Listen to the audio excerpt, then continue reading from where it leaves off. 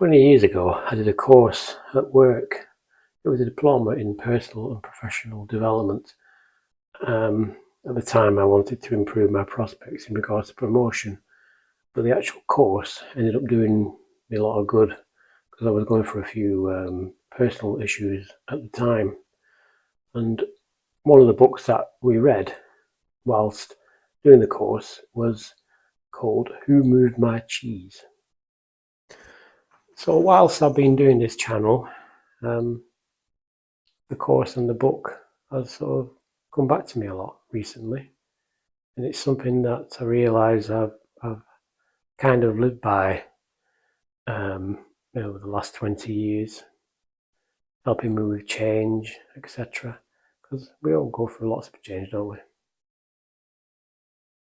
Who Moved My Cheese by Dr. Spencer Johnson is a simple story about two little people called Hal and Hugh and two mice called Sniff and Scurry, who spend the days going around a maze looking for cheese. Finally, they find a load of cheese at a cheese station and sit there gorging themselves on cheese every day for a long, long time. But one day, they come to get the cheese and it's all gone. Both the little people are like angry and annoyed. Who stole our cheese? Who's moved our cheese? But the mice just think, right, let's go and find some more cheese, and they go off scurrying looking for more cheese. Meanwhile, the little people go every day to the same place looking for the cheese, but it's not there. Surely it'll be here one day, they say to each other. Meanwhile, the mice find a whole load of new cheese, and they're quite pleased with themselves, eating the cheese, thinking about where their friends, the little people, are. Hal, one of the little people, decides one day that this cheese isn't going to come back, and he says to his friend Hugh, shall we go looking for more cheese? Hugh says, no, I'm fine, I'm going to come here, somebody's bound to bring the cheese back one day.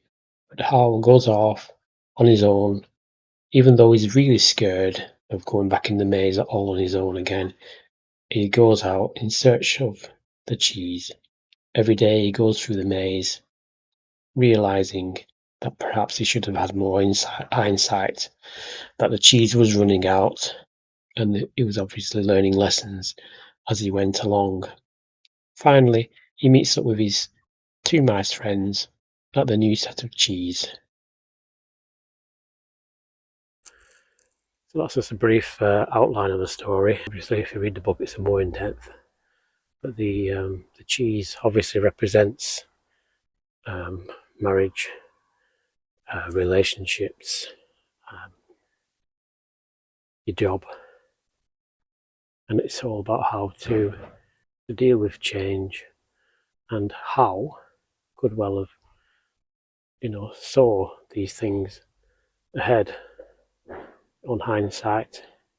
It's a way of spotting these changes before they happen. I'll put a link in the description for the Amazon page on where you can purchase a copy of it yourself if you want. But it's highly recommended anyway, even though it is slightly dated now. It is recommended for anybody who's going through a change. Thank you.